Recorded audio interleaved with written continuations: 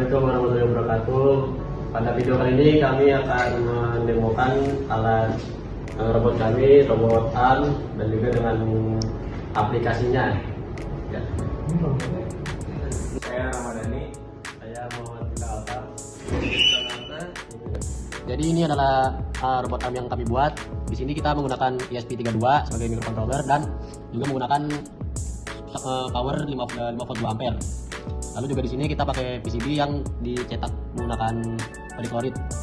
Terus di sini karena ini 4 pergerakan, jadi kita pakai bat servo. Di sini ada 1, 2 untuk gripper di sini, terus 3, terus yang terakhir di bagian bawah. Untuk base-nya berbahan akrilik.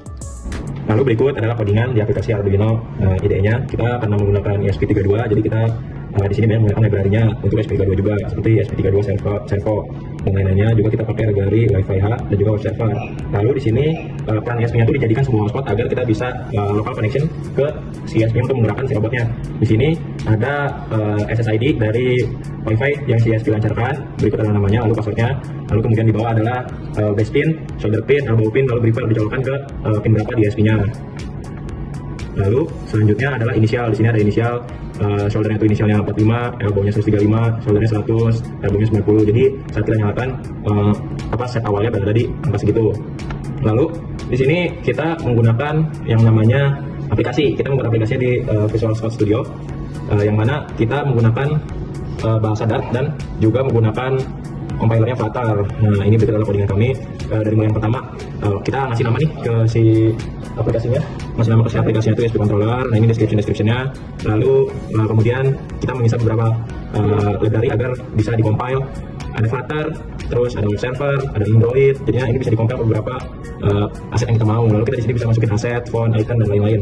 Lalu kemudian di bagian lib dan logic, yang pertama dikontrol block Dart. Di block Dart ini berfungsi sebagai main event atau event utama agar si ESP bisa bergerak. Nah, di sini ada final URL yang mana ini tuh berisikan tentang IP dari ESP tersebut. Jadi si ESP-nya itu bisa bergerak kalau kita masukkan IP-nya tuh di sini, jadi agar terkoneksi. Lalu setelah itu ke bawahnya adalah logika dasar agar si ESP-nya itu mendapatkan respon JSON dari si aplikasi. Kemudian di bagian page ada control page. Nah, control page ini berfungsi untuk logika pergerakan. Jadi kita misalkan kita print W atau menekan W, maka si shoulder-nya itu akan maju ke depan dan begitu pun seterusnya. Jadi ini bisa diubah-ubah sesuai keinginan user untuk membuat. Oke, mantap. Kemudian lanjut ke bagian demo. Oke, untuk demonya yang pertama ESP sudah dicolok, lalu sudah menyala. Kita langsung ke bagian Wi-Fi, cari Wi-Fi dari ESP tersebut. Nah, ini sudah connect Wi-Fi-nya. Jika sudah connect, maka Anda bisa masuk ke aplikasi yang sudah kita buat, namanya Capit. Nah, ini adalah tampilan utama atau tampilan login. Kenapa sih login ini dibuat? Agar si robot ini lebih secure dan juga tidak banyak gangguan koneksi lain dari perangkat lain agar robot tidak error. Lalu di sini kita akan coba login. Ini kan penggunanya Udin Network.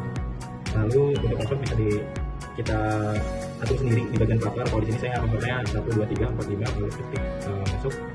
Nah, setelah kita sudah berhasil masuk, lalu diarahkan ke panggilan kontrol alat. Nah, di sini itu udah langsung bisa dikontrol setelah alatnya, asal Wi-Fi-nya udah masuk. Di sini ada kontrolnya, kalau W itu shoulder lebih maju, kalau mundur, S. Di sini ada elbow-nya, naik, turun, terus A dan D-nya itu buat ya, kelihatan. Sini kanan kirinya buat capit buka tutup. Ya.